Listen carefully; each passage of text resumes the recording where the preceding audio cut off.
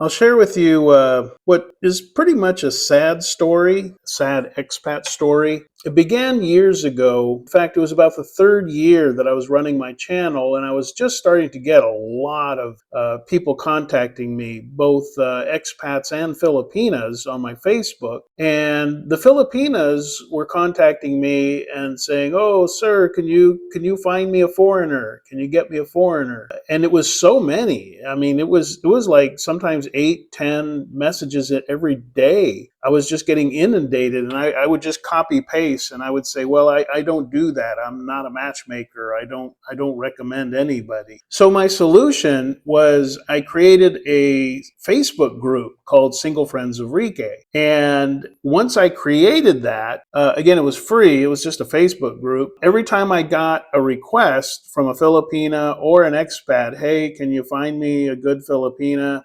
I would just copy paste the link to that group, and I would say, well, there's a group there, mingle, talk, chat, flirt, private message. It's up to you what you guys want to do, but if you want to meet, that's where you can meet. And it solved the problem. Now, the reason I mentioned this Facebook group is because I approved or disapproved people to join it. And there was this guy, we'll just call him Willie to preserve his reputation, I guess. It's a pretty sad story. So one day Willie shows up and, the request to join the singles group. And so I go ahead and I approve it. Nothing seemed out of the ordinary. I looked at his Facebook page, pretty basic stuff. And, but then right away he started messaging me a lot, like every day, with all these questions. Now, the background with Willie is he was a truck driver. He was I believe about 57 years old, right about there, mid-50s.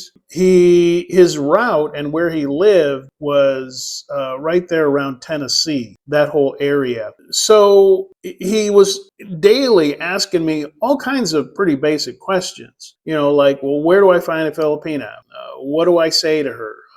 What dating site should I use? And, a lot of very basic questions, which is not uncommon. A lot of guys ask these questions, but it was a lot of questions. So I was pretty patient, and I kept, replying to him and all that, giving him the stuff he needed. Next thing I know, I get this other request. Now, normally the people requesting to join the singles group are Filipinas and expats. And then I get this request from this older white woman who is like, I don't know, she looked like she was about 75 or something, maybe 80. And she has the same last name as Willie. And I thought, well, okay, I'll let her join. And I'm kind of curious why she would want to join this group. And like within 48 hours, Willie is just in all caps screaming in his PM that I need to kick this woman out. Why? That's his mother.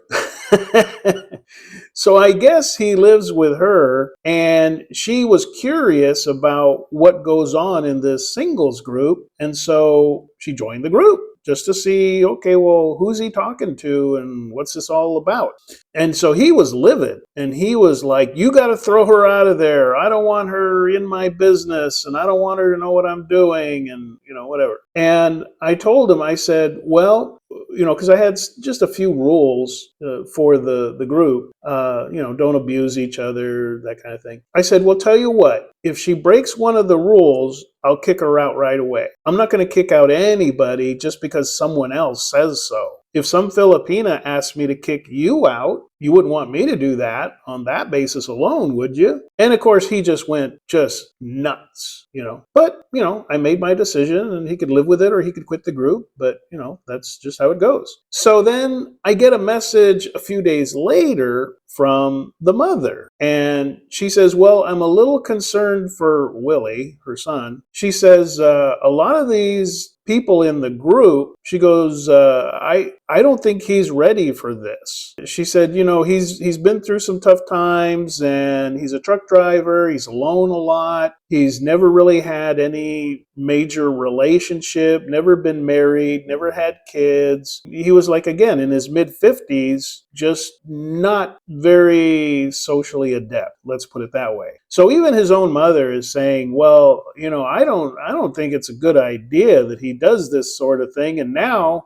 he's talking about flying to the Philippines. And so my response to her was, well, he's got to grow up sometime. And maybe this will be a good experience for him. And I said, there's plenty of stuff in my videos warning him about what to look out for, about being patient, just not rushing into anything. I said, as long as he pays attention, he'll do okay. And he might learn a few things. And if he happens to find a very good, sweet Filipino woman, well, who knows? Who knows what's in store for him? So same principle. I wasn't going to kick him out just because the mother didn't like it or whatever. So then, next thing I know, it took a while, took about 5 months, but Willie saved up some money, and he'd been chatting Filipinas in the group, and he'd already lined up that he was going to meet, with one of these Filipinas. So, he's telling me about his trip, and he's going to go, and then he tells me when he arrives, and he's all dejected. And he says, well, this girl just wants me to spend money on her, and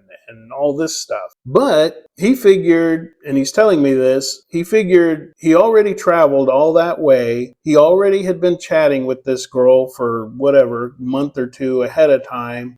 He felt committed. And so he went ahead and bought her a bunch of stuff and took her around. And pretty soon his 2-week vacation was over and he had to get back. So then he's keeping me abreast of what's going on and that he's saving up again for another trip. And as time goes on, he basically, the whole quote unquote relationship, they were still keeping in contact with each other. It basically all fell apart and she moved on because he just got, inundated with money requests. And he was like, well, this isn't what it's supposed to be. So he didn't actually end it. She just realized he wasn't going to pay out and she moved on. She found somebody else that would. So then I didn't hear from him for maybe a month or two. And next thing I know, he's telling me, oh, I've met this wonderful Filipina online on the dating site. And I think she loves me. And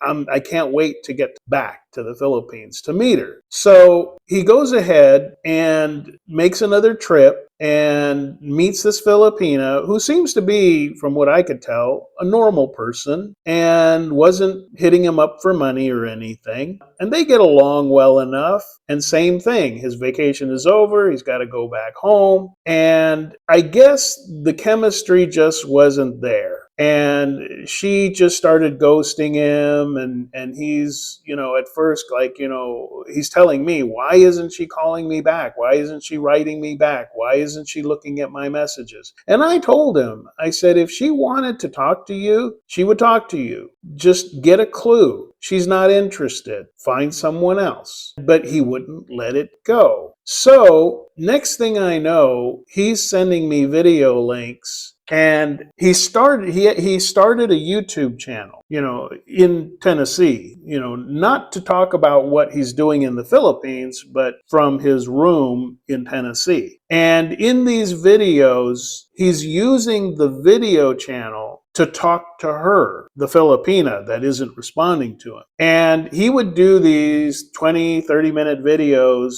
saying, hey, baby, I love you and I want to marry you and I'm saving money to get back again. Please answer my messages. I mean, this is what he's broadcasting on his channel, hoping to get her attention. Like I said, if she wanted to really talk to him, she'd answer his PMs and texts and all that. So those videos, 3 or 4 of them, did not work. So then he decided to set up at his house a stage, with like a glittery background. Somehow he got some kind of glittery curtain or something backdrop, and he set that up. It looked like something out of a cheesy Las Vegas lounge on the North End or something.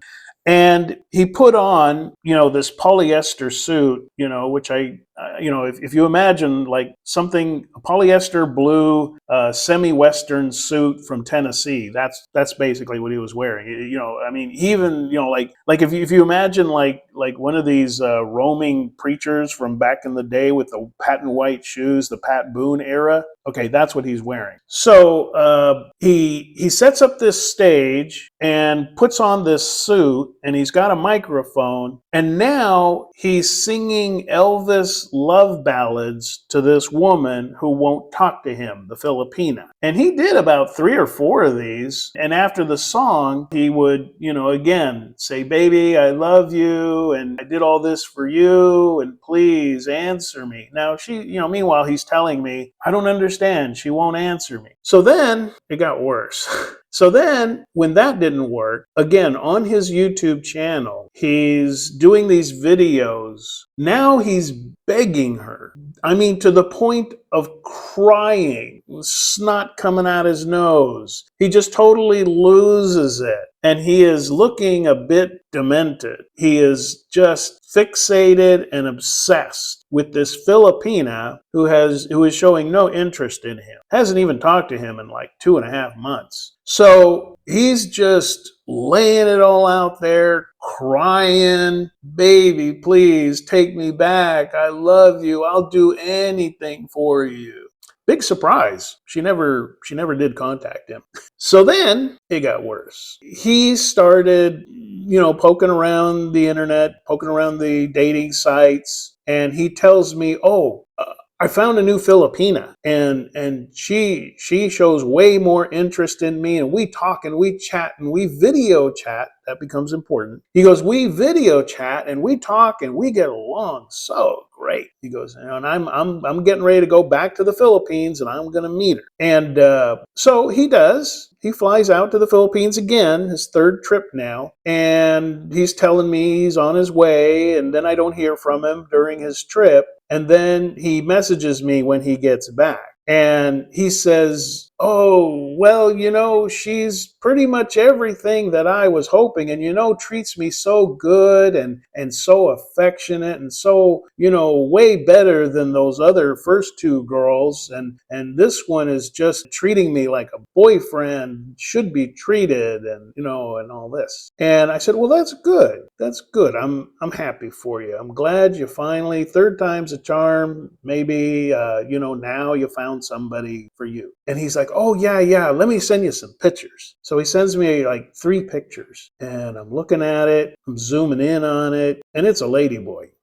So I responded and I said, "So you do know she's not a real girl, right?" He goes, "Well," he kind of figured it out somewhere during the trip. When he figured it out, I don't know. He didn't say. But he said, "Well, you fall in love with who you fall in love with, yada, yada, rationalization." And he goes, I just don't think it's going to be a problem." And I said, "Okay, well, if you don't think it's going to be a problem, but last I remember, you said you wanted to meet a nice Filipina and have some kids and get to that part of your life. That's not going to work out with this ladyboy. So you do whatever you want." That's kind of one of the core principles my mom drilled into me back when I was younger.